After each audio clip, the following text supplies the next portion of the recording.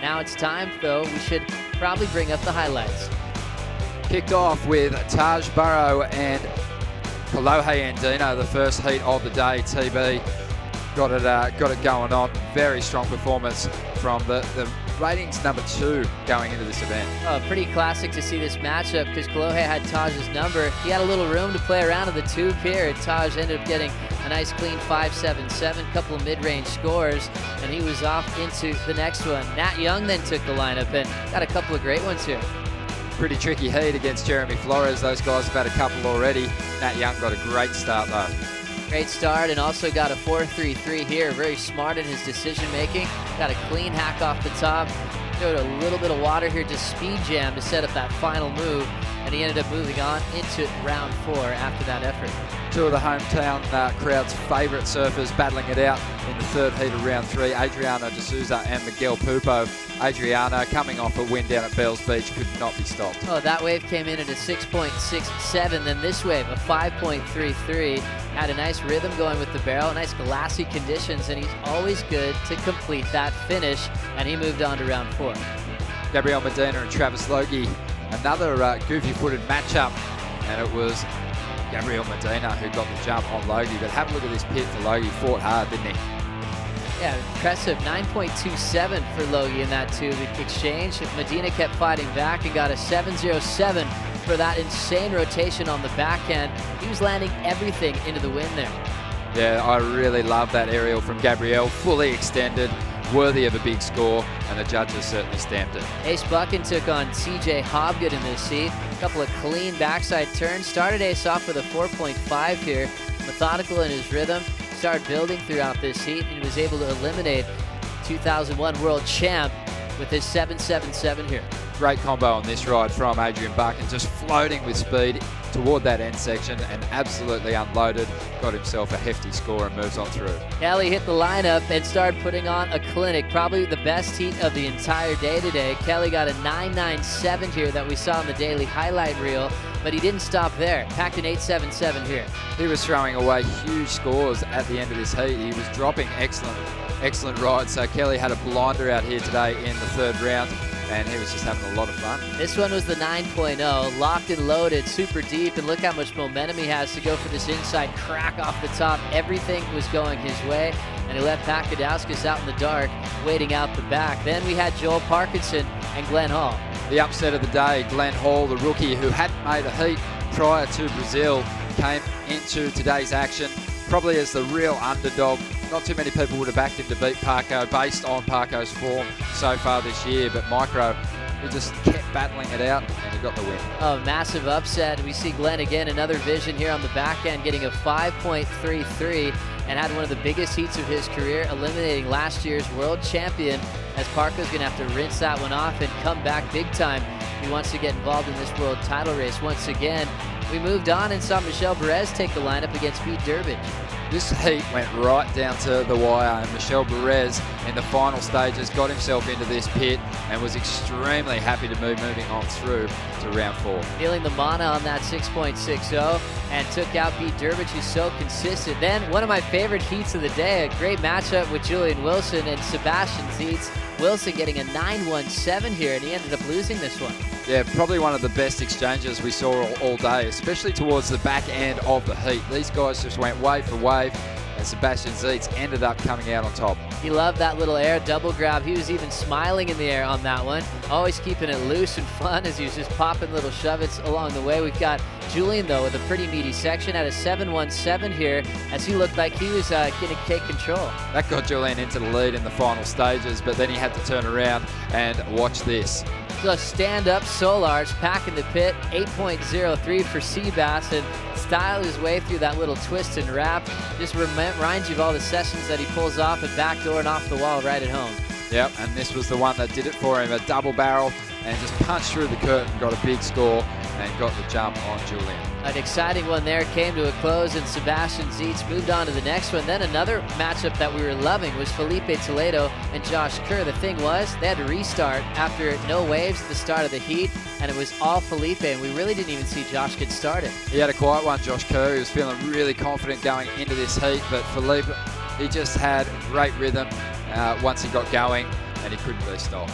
Clean attempt off the top, just using his feet, then packing little tubes like this.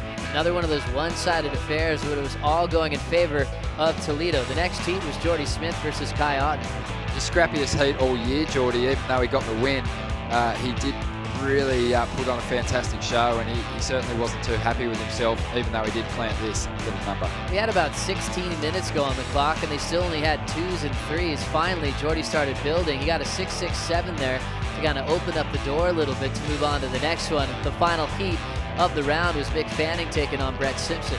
What started as a fantastic clash with both surfers locking in scores, high scores, ended up being a bit of a one-sided affair in the end. Mick Fanning came home really strong and just left Brett Simpson chasing a massive score in the final stages. Clean floats and looking solid there as we've moved on to round 4, the non-elimination round, where the winner skips round 5 and goes straight to the quarterfinals. Everyone wants that spot.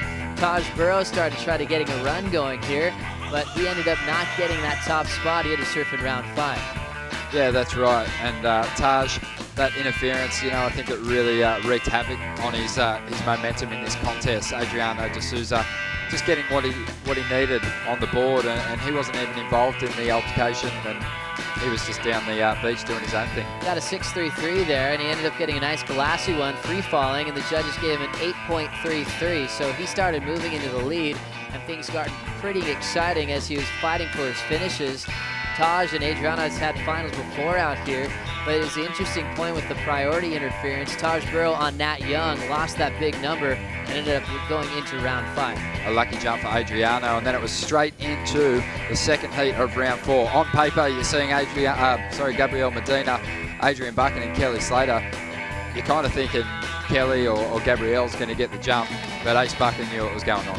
Here we go, Kelly through the inside, and then Medina tried to get going. He had a huge attempt here. It would have been massive if he could have stomped it. Ends up buckling his board on the roof of the tube and ended up with a 1.9, which could have been a 15 out of 10 if he would have pulled it. Yeah, and Adrian Buchan just kept chipping away. He was the guy who went out there and went, I'm going to finish off my rides, and it paid off big time in the end. Kelly and Gabrielle aren't able to find the answers. Things started changing a bit with a little bit more wind, but Sebastian Zietz ended up packing this left-hander way down the line and got a 9.77 to get in that first place position to go right into the quarterfinals. Been a real dream run for the rookie, and then it was straight into heat number 4 of round 4. Great effort here as we had a great matchup of a lot of different styles of surfing. Mick Fanning was in this one, and he ended up getting an 8-point ride into some pretty crazy windy conditions. And then it really became about Jordy Smith and Felipe Toledo. Jordy just getting that great ride, beautiful deep barrel, a 10-pointer, and Felipe just came after him after that. 8.43 for this one as Felipe just kept chipping away, looking so springy on that firewire, connecting all the dots in the right places. But the big message here was this ride. This had everyone talking. I'm sure it's got the whole surfing world buzzing at the moment. Great combo, rotating in opposite directions on the one ride. Big claim, his dad was stoked, and Felipe Toledo powered on through to the quarterfinals. Crucial one there to skip round 5. A couple of the guys had to surf in this one though, so an extra heat for guys like Taj, who ends up drawing Kelly Slater, and Kelly ends up bringing out the best every time they have a matchup. This was such a close clash between these two great rivals. Kelly Slater just edging ahead of Taj Burrow and TB, unable to find the answers in the dying stages. This was Taj's really role here to maybe take a win. Got an 8.63, got tangled up out of the tube, but a big score, but this is what happened right behind it. Kelly Slater still matching it with the young guns with his full rotor airs, and he just rode out of that one beautifully and backed it up with this one.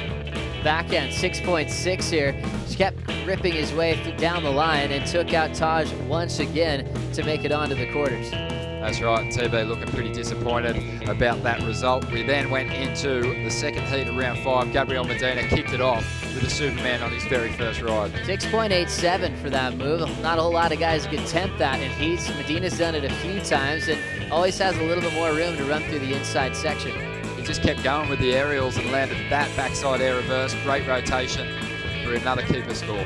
7.33 here for Medina. Jams it off the top one more time, and he was looking like he was in complete control. His family loved it, and he moves on to the next one. Mick Fanning, he really did have a return to form in round 5. after placing third in his round 4 matchup. Picked off a couple of great waves. He kept busy and just adapted well to a changing lineup. Oh, he was working this wave so well. Got us 8-point ride for this one, so finally got a big score towards the tail end. Running off to this inside punt section. Every time he went for a wave, he pulled his maneuvers off, and Michelle didn't even get a start. Yeah, he really shut Michelle out of the heat. But then Geordie Smith, he fired up in the last heat of the day. It was a really good battle. Glenn Hall really turned up for that clash. Great exchanges, some big airs laid down. And Geordie kept going for broke. Big rotations there again, an 8.33 as he moved on to the quarterfinals and eliminated Glenn Hall. That'll do it for the daily highlights.